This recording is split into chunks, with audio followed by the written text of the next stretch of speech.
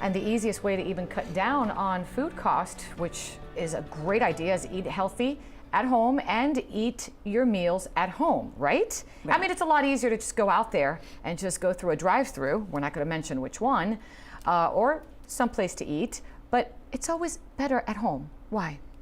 Because you control everything that you put onto your plate. I mean, you, from the serving size to what goes into the food when you make it. And I mean, Natalie knows about this more than I do.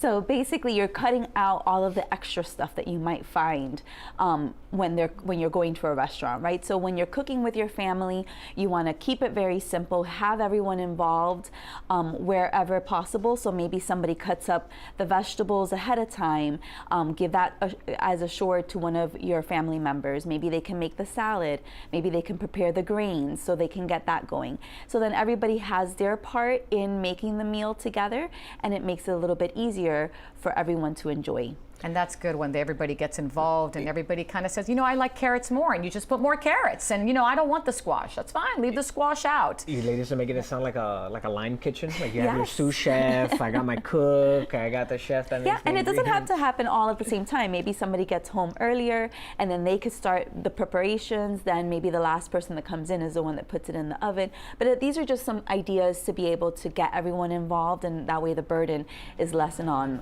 mom. Absolutely. It's usually mom or even dad. Yes. Usually mom. Let's just leave it at that. I like that.